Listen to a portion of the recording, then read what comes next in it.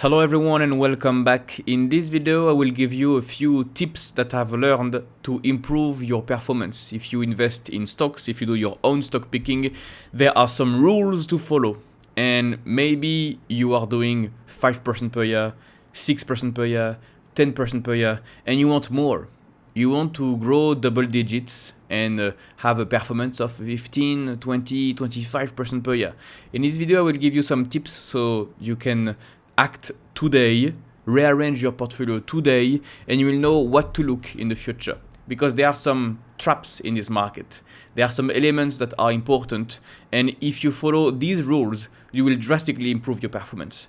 I know this quite well because I've done all these things and I've helped more than 200 people do the same. So I think we can start. In case this is your first video from this channel, welcome. My name is Christophe Noor. I've been investing in the stock market for almost a decade now, and I have achieved a performance of 25% per year. And the first rule of thumb for most people that are stuck in this range of 0 to 10% per year is to cut the exposure to your losers. It will be extremely painful, but most people that are underperforming the market or even losing money is that they are investing in everything at once. They are looking at YouTube videos, they are looking at Twitter posts, and they just invest because a lot of people are investing. They are borrowing conviction from somebody else and investing in a micro cap, in a small cap, just because the retail crowd is interested in this business. I don't want to name names, but you know exactly the kind of stocks I'm talking about. These are the meme stocks that for some reason you wait 1 month and 2, and these are the stocks that everybody's talking about. And then you wait 6 months and you have another one. Another stock, suddenly everybody's talking about the same stock at the same time. You have YouTubers covering it, you have Twitter threads about it, you have why it's the golden opportunity, the next 10 bagger, and then you wait 6 months, the stock has collapsed, and you have another one. And I've seen this trend a lot. Everything has accelerated since 2021, since we had the rebirth of meme stocks with the GameStop and AMC. And I remember very well what happened in February 2021. I was not touching these meme stocks, but people were completely delusional. People borrowed conviction. People bought at the peak, and people cried. And this is the kind of mistakes you can avoid by just not being stupid. If you want to invest in a stock, you have to do your own due diligence. Don't borrow conviction from somebody else. Don't invest in bad speculative investments. If you want to invest in stocks for the long term, you have to survive first. So you don't want to explode. And speculative plays like this, bad companies, this is a golden way, a very good way of exploding your returns, of having nothing. If you succeed, you will grow your wealth immensely. But most of the time, these stocks are bad.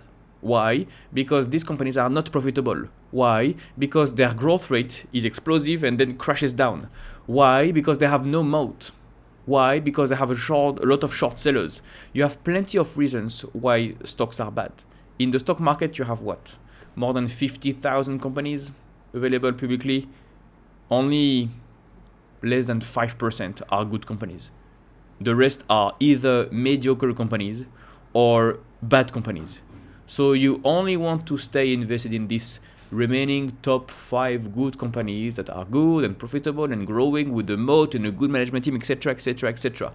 But this is too boring for most people. And boring is good. I can tell you from experience and by helping a lot of clients, boring is extremely good. You want to invest in boring companies that are predictable. Okay, because if you invest in profitable, recurring business models that have been growing for 20 years with an old management team that has been here for 30 years, they have a moat, they have the same moat, the same clients, you know that everything will be fine. You will not explode. The rule number 1 in investing is to survive. If you invest in bad companies, you will not survive. I'm telling you, you will not survive. And actually, you have something that is not really talked about these speculative plays, is if you invest in a speculative play, and I don't want to name names, and it turns out good. Imagine you make a 20x on your investment. you will spend the rest of your year and the rest of the decade to look for the next opportunity like this. And in terms of odds, in terms of probabilities, it's very unlikely to find 2 in a row. So you will have many losers. For example, if you are young, if you are 18 years old, and you are very profitable because you invested in GameStop in 2021. Okay, lucky you, wonderful. Even if you're not lucky, you've done the due diligence, you borrow conviction. Imagine you make a fortune out of GameStop. You will spend the remaining part of the decade finding the next GameStop, looking for the next GameStop. And most of the time, these are bad companies. Most of the time, you will lose money. So actually, it's like winning the lottery too early. If you win the lottery too early, you will have terrible spending habits, and most lottery winners become broke again because they don't know how to manage their wealth. This is the same thing for investing. You want to find boring, profitable, growing businesses, and boring is good. Okay, so avoid the bad companies, avoid the speculative plays, and don't borrow conviction. By the way, if you want to become a better investor and improve your performance, I have a coaching program. It gives you the exact method I've used to generate 25% per year for almost a decade. More on that at the end of the video. This is a good second point. Do your own research. If you don't have the performance you think you deserve, maybe it's because you don't do the work. Maybe it's because you're busy. Maybe not. Maybe you're just unlucky. But a lot of people are lazy in the internet. I see this. Now you can do the stock analysis on ChatGPT, on Gemini, and do zero work for yourself. But sometimes it's pretty good to do the due diligence. I see a lot of people right now, they are analyzing stocks thanks to Gemini, which is good. I do this also. But they entirely rely on LLMs to create an idea. And LLMs are very smart. Gemini is very smart. They know you. They know the kind of words you like. They know how you think because you chat with Gemini every day. So they will explain in very simple terms how the business is making money. And for example, imagine you are interested in a pharmaceutical company. Pharmaceuticals is an industry that is not inside your circle of competence. But if you ask Gemini to explain in simple words what the business does and how the industry works, they will tell you exactly in simple words how everything works. So you may think that you understand the industry. This is a huge trap, actually, to rely on LLMs to simplify everything for you. Because maybe the stock will go down 30%. Maybe the company will report earnings, bad guidance, they will cut the guidance, the stock will go down by 30%. What will you do? Because it is not really inside your circle of competence. You borrowed conviction either from somebody else or from Gemini, a topic that is really not often talked about on YouTube. I've seen almost 0 videos talking about this, how LLMs simplify the analysis for you. So you think you understand, but you don't really understand. A key rule to know if you understand the investment, you have 2 exercises I can give you in this video. First of all, can you explain the investment pitch to a child in 1 minute? How the business makes money and how it will be profitable. And 2, imagine the stock drops 50%. Do you know why? In other words, do you know what can kill the stock? You know what can kill the business? What are all the things that are bad? And for pharmaceutical companies, this is not inside my circle of competence, right? So I don't know what can go bad. Maybe they will lose a patent. Maybe you will have a new competitor. Maybe the CEO is strange. Maybe their margins are cyclical. Maybe the company was only profitable for 2 quarters and it will go back down. Maybe the backlog is different. Maybe they have customer concentration. They only have 3 customers. So if one of them is leaving, boom, you have a deceleration of revenue. All the things that are bad.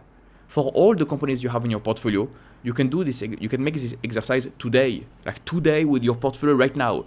List all the companies you have, and you can list 5 things that may kill your stock. What can be very bad for my stock price? What can destroy my returns? What can destroy my company? Okay, and if you make this exercise, I guarantee you will find some blind spots.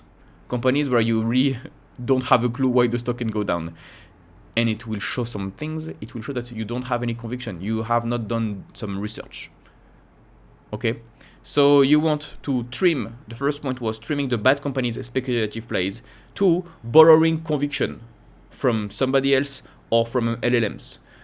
And the third point was, can you identify what are the key risks to your portfolio? If you only make these 3 exercises, you can cut companies in your portfolio and only keep the portfolios that you know really well. And now you may have a new portfolio that has fewer holdings. You may have some losers. A thing that can really help your performance is to completely sell out of your losers. It may sound very simple, but psychologically speaking, it's very difficult. Because you have some psychological tendencies. When you invest in a stock and the stock goes down by 30%, you say, oh, I'm gonna wait until the stock price rebounds to the same price, so I'm break even, and then I sell. Guess what? If the company is bad and the results are getting worse and worse and worse, the company will continue to go down and down and down and down. In theory, it's very simple. In practice, it's horrible. And very few people do this. They let losers become even worse losers. But I'm telling you, in the stock market right now, we have so many companies. You have so many opportunities at the same time.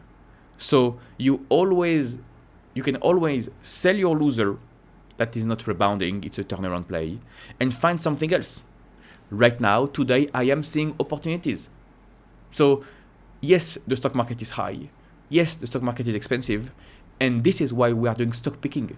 You have some pockets of value in this market, and people are holding too much, too long, to losers. This is something that is really bad. What if you have many losers in your portfolio? They are getting down and down and down, and then the results are worse and worse and worse, down, down, down, down, down. You know the thesis is deteriorating, but still some people are holding on. I mean, even though everybody sees that the results are getting bad and bad and bad and bad, but psychologically, it's too hard. The right solution here, if you have lost all conviction, is not to rely on hope and faith. You just move on, cut the position, you sell out completely, and you find something else that is better. It's always about a risk-reward opportunity. You look at the risks, you look at the reward, and you compare the two alternatives. Different prices, different valuations, different opportunities. So I want my point to be very clear. I'm not saying if you have a red position, cut it. I'm saying if you know the stock is killed, if you know the thesis is deteriorating, and you see no signs of turnaround, sell it. It will be extremely hard. How many people watching this video will do it? Very, very hard. Okay, the next point I want to make is be extremely careful about valuations, because the reverse scenario is also true. You may have a winner in your portfolio and the stock is going up and up and up and up and up and up. What about earnings? Are the earnings following? For example, Nvidia had a huge run and the stock price went up a lot, but the earnings of Nvidia went up a lot. So the valuation is still following and we are in a reasonable territory. I can compare this to the dot-com bubble and Cisco. At the time, in 1999, the stock went up a lot and earnings did not follow, so the valuation was immense. Same thing for Microsoft. In 2000, stock went up a lot, but earnings went up, but at a much slower rate, I would say. Follow the stock price, follow the earnings, and you see the valuation. If you have a clear gap when it comes to valuation, some companies in your portfolio will go up immensely. You will get lucky or you will get very smart. Kudos to you. Wonderful, the stock price will double, will triple. Are earnings following? If the earnings are following, don't touch anything. If the earnings are not following, the valuation will get very high. The valuation will be very expensive and the stock will go down. You will have a reversion to the mean eventually. Something also very hard to do, but it's necessary to improve your alpha, is to cut the exposure. When the valuation is too high, you have to trim or you have to sell out. Okay? I know that you have a lot of survivorship bias here. What if you just held to the Amazon position for 20 years? What if you just hold Netflix for 20 years? Nobody did this. Almost nobody.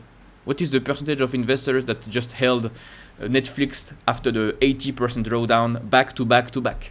Nobody. So sometimes when you know the valuation is getting too high, when the stock is becoming too expensive, it will not hurt you to take some gains. You trim the exposure. Either you sell out of the position if it's getting ridiculous, or you just trim the position. I've done this in the past. You just secure your earnings.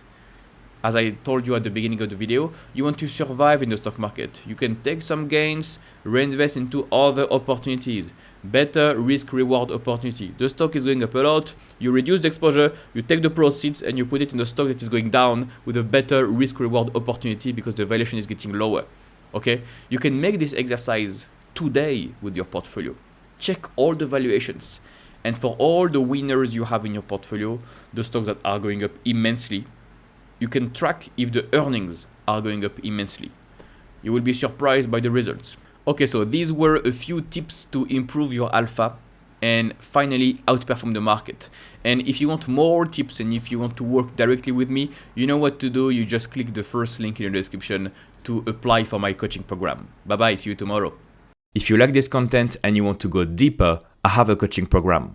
In this program, you will learn the strategy I use to outperform the market. You will learn how to find winning opportunities. You will learn how to properly value stocks, when to buy, when to sell, so that you can build a strong portfolio with great companies. Additionally, inside the program, you will have access to an exclusive community of like-minded investors, and you will also have access to my personalized guidance to reach your investing goals. Click the first link in the description to get more information. You will get a short video that explains how everything works, completely for free. No need for your email address, just click the first link in the description and I'll see you on the other side.